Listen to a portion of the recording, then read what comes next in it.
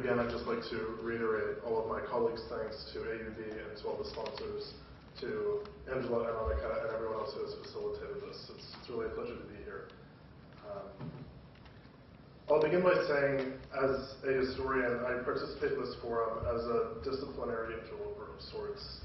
While I do not claim expertise in Arab artistic or cultural production from the post-Naksa period or of art, plastic or otherwise generally, as a historian I recognize themes within it that speak to important historical trends. The fraught contestation over the nation, its role in the relationship of the individual to both the nation and the new national societies of the region undergird much of this production as I see it. For the historian working on the issue of trauma, literature and film in particular speak in those moments where the archive is silent or absent altogether. These artistic and cultural mediums relate the experiences of trauma with particular clarity, I find. Well, neither will ever replace the archive for historians. They are, as Kathy Carruth describes, windows onto the traumatic possibilities of history. Thus, as primary sources of cultural expression, they point to the places where history might be and suggest strategies for uncovering it. Importantly, they also signal a potential location for dialogue between the disciplines, which is so often absent. The social, political, economic, and especially cultural order that prevailed in much of the Arab Mashriq countries, and particularly in Balad al-Sham, which I will use to refer to the whole of historic Greater Syria when I speak of Syria in my presentation, and to a lesser extent in Egypt up to 1967, was born out of the trauma of the First World War.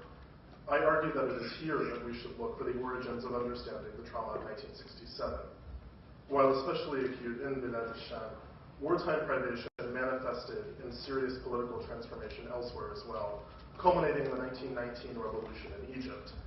As such, I argue that discussion of the consequences of the Naksa must begin with the catastrophe, quite literally a Nakba, and the pre-1948 usage of the term by Lebanese poet Mikhail Naima to refer to the Lebanese and Syrian wartime tribulations of the First World War period. This moment both shattered an old order and brought about a new one through the experience of extraordinary trauma and destruction. This wartime trauma is one end of the arc that spans the entire pre-1967 period, at once encompassing bourgeois nationalism and Arab socialism, before proceeding into an examination of some examples of literary and cinematic artistic production from the post-Naksa moment, in particular two films from Hussein Kamal and a novel by Ghada Saman, a discussion of the theoretical framework for addressing these kinds of historical traumas I'm interested in is in order. The theoretical literature on historical trauma, especially the role of forgetting in making memory, has important bearing on the idea of a long arc of trauma. Arriving at an understanding of trauma as a historically productive force promises to provide a framework for apprehending this longer arc of trauma, ending with the Naksa era cultural production. The essence of trauma, as Slavoj Žižek relates, is precisely that it is too horrible to be remembered and to be integrated into our symbolic universe. Traumatic phenomena defy our systems of understanding and our coping mechanisms, both collectively and as individuals. More to the point, traumatic memory is a kind for which no interpretation has yet been formed. Traumatic events as historical episodes are distinct in that they produce unique types of memory on the part of those who experience them. They are, as Jenny Edkins and Kathy Carruth note, events that resist meaning. These are events that are so unprecedented, so outside of our expectations, that we do not know what has actually happened. In the case of the First World War trauma, conscription, death in battle, and long winters were tangible in the sense that they could be remembered.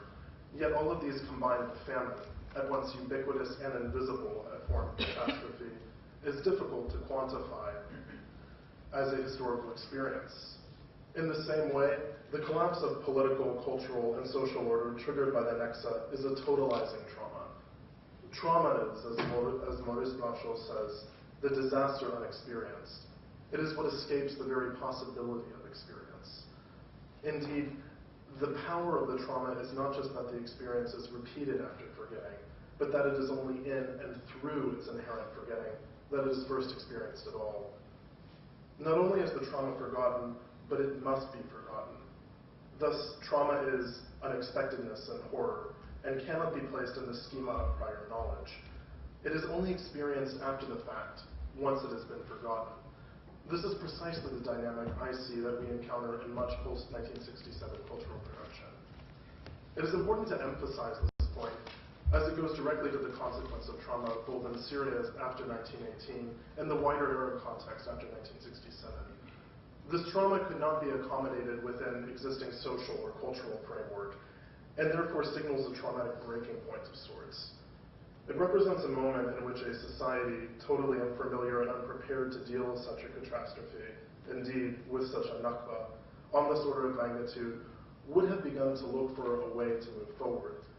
The physical trauma of famine and warriors, coupled with other orders of violence, did not avail themselves of ways to accommodate these traumas. The collapse of the Arab armies and the revelation of the Arab state as an arthritic albatross was similarly traumatic. As Atkins argues, trauma is fundamental to the production of political communities, and in this we find a new way to think about the trauma and the consequences it might have had on subsequent historical outcomes in the following decades. Communities were compelled to rethink and rearticulate themselves in order to emerge from a moment in which the symbolic order had collapsed, even if in confronting that symbolic order head-on was all but impossible. Given that the language we speak is part of the social order, when the order falls apart around our ears, so does the language. People would have been unable to talk about this trauma. Indeed, historians themselves have expressed the difficulty they face in confronting famine and other forms of catastrophe in their efforts to write a history of modern Syria. I see this as being the case in the Naksa context as well. This strikes directly at the question we face here in our conference. What to make of a historical moment like 1967 that is routinely referenced as a watershed moment, but itself escapes precise understanding? This would be representative of what Atkins terms the act of facing trauma, whereby the symbolic order itself and its institutions are under threat or in suspense, and where people as individuals face the horrors of battle, persecution, famine, or bombing.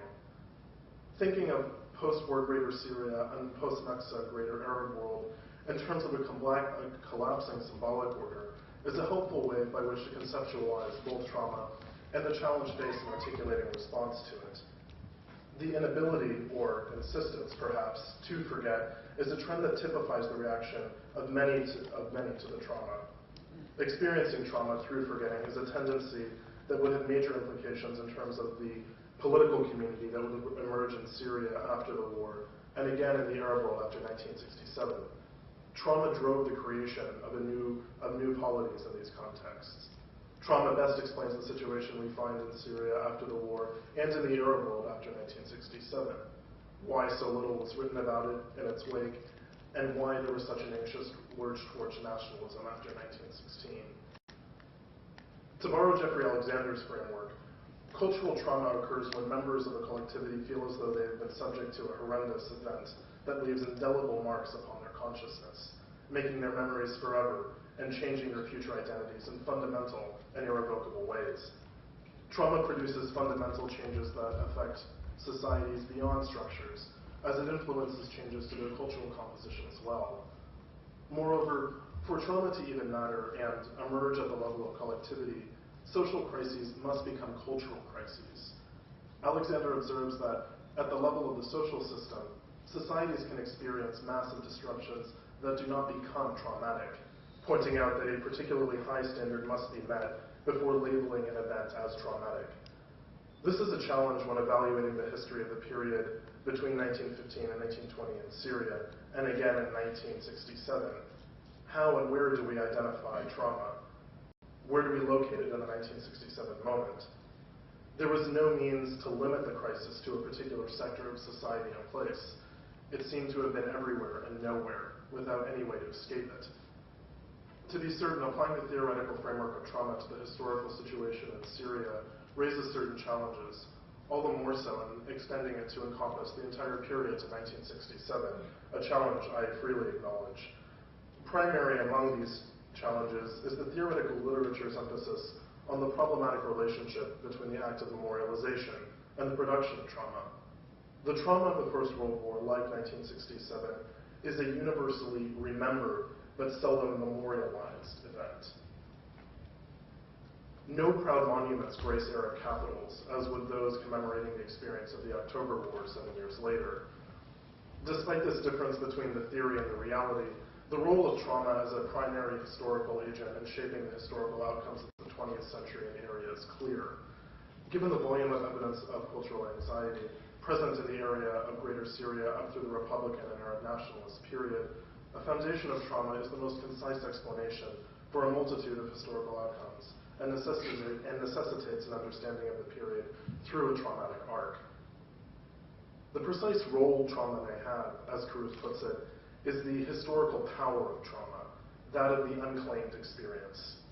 She explains that the historical power of trauma is not just the experience as repeated after its forgetting, but it is only in and through its inherent forgetting that it is first experienced at all. In this way, we might reconcile the clear role of trauma as primary historical agent with the relative lack, or at least diffuse presence, of memorializations. Furthermore, for history to be a history of trauma means that it is referential precisely to the extent that it is not perceived as it occurs. History can only be grasped in the very inaccessibility of its occurrence of trauma. This is exactly the circumstance one encounters in the history of Syria as it relates to trauma after 1918. It is largely referential, fleeting, and diffuse in terms of memorialization. Similarly, collapse and social trauma manifest in post-1967 cultural production, but seldom in a literal sense, talking about the trauma itself. The dialectic between Egypt and Lebanon, which forms the basis of my paper's analysis, also serves as the pivot, I find, for much of the artistic production of the period. In particular, Hussein Kamal's Abi Foka Shagara, or My Father is Up a Tree, and Fatara Foka Nil, Chit Chat on the Nile, two films that function as two sides of the coin of collapse. While the former illustrates the process of collapse and corruption, the latter is a dark reflection of a social and political experiment that has collapsed under its own weight. Even in the moment of defeat, Egypt, however, persists as the origin of a proud Arab sun. Temptations that are absent in Cairo appear in Alexandria and are realized in Beirut. This dynamic strikes at the larger socioeconomic and especially political differences between Lebanon and Egypt as they express themselves in at least Egyptian cultural production after and during and before the 1967 moment. By comparison to a more decadent Lebanon, Egypt is generally legitimized as a defeated but proud nation.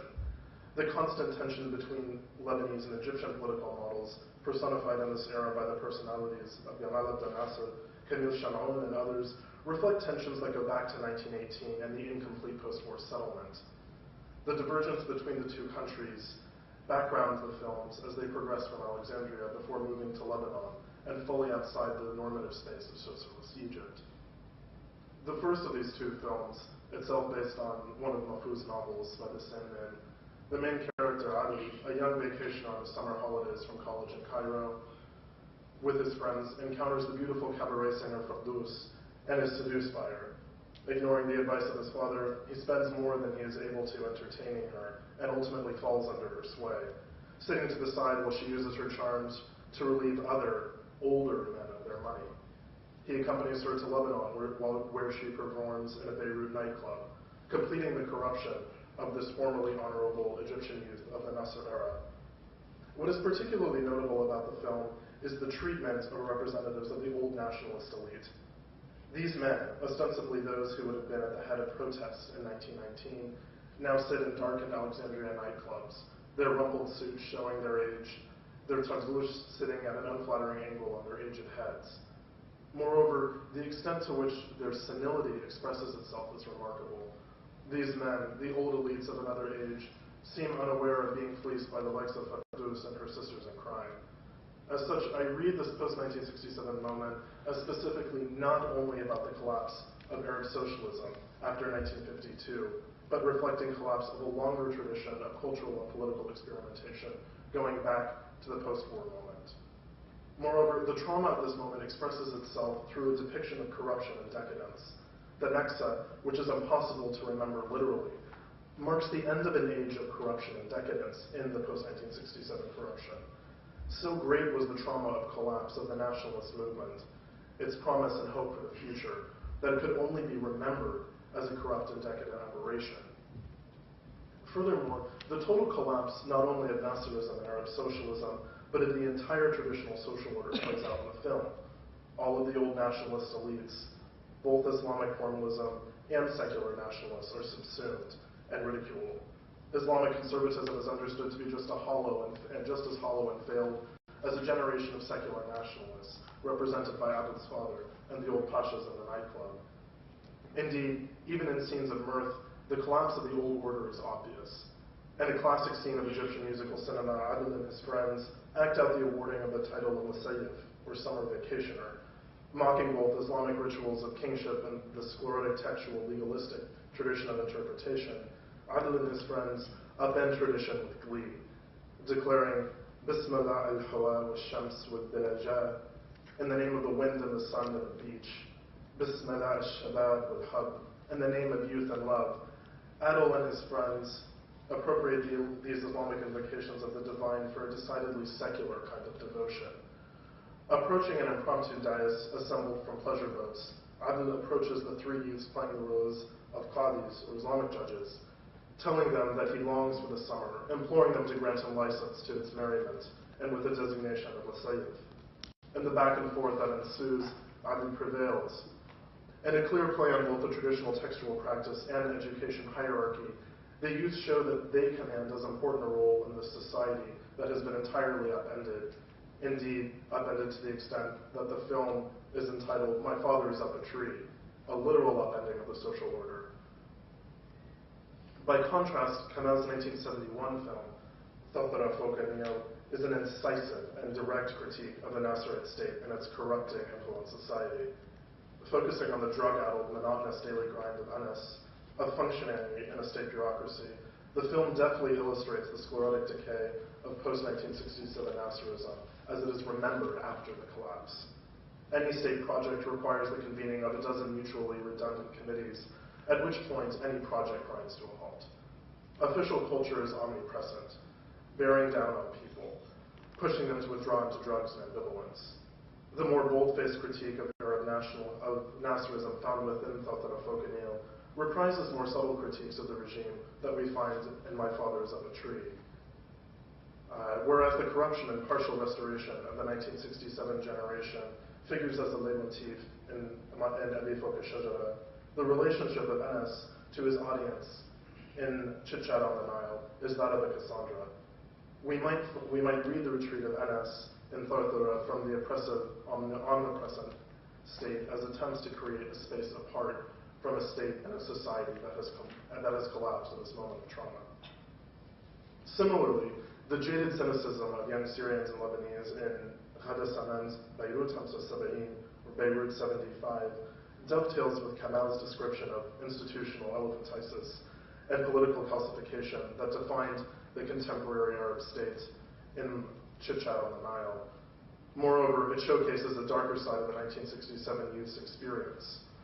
Of course, this had always been there in the literature of the film, but in stripping away a fig leaf of the rhetorical triumphalism that the Naksa tore away, left no choice but to come face to face with this reality.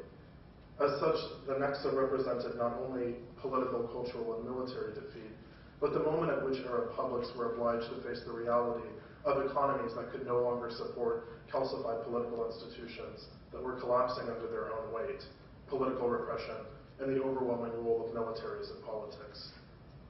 Again, with Lebanon constructed both parenthetical and in opposition to much of the Arab world, the trials and tribulations of Farah and Salah, two of the main characters in Sanan's novel, illustrate the main characters and how the disaster of 1967 played out for this generation of young Arabs. Theirs is a story of how loss and collapse at the level of society manifested for individuals. Particularly striking in Sanan's novel is the way in which sexuality and gender roles express collapse and loss. Especially intriguing is the way in which the inversion of masculinity and gender role reversal expresses this moment. The unorthodox use of Sabah as a male name, coupled with his homosexual encounters, is representative of the fleeting moment of dislocation and defeat that came with Naksa. The trauma not only of martial but of cultural defeat was thus totalizing, affecting social dislocation on the order of what the First World War generation had experienced. Noema's incantation to not ask after friends and family in post-war Syria and Lebanon, given their death in the famine and the wartime tribulation, reverberates in Saman's novel for a generation that was entirely unmoored from established social, political, and cultural paradigms, and that it reflected, to an extent, of changed gender roles. Moreover, it parallels a more extreme version of the dislocation and upending of the social order manifest in Abi Folk Shagada, and reflects the jaded bitterness of Thautara Folk Neo. So then, what is the way forward? Where do we locate the possibilities of history within a circular narrative of a defeat? I do not presume to have definitive answers to these questions at present. However, apprehending a history of trauma and disaster through artistic and cultural production, I believe promises a way forward for historians in places where the archive runs silent. We must understand collapse and trauma not only in the sense of a chronological endpoint, but as a historically productive phenomenon.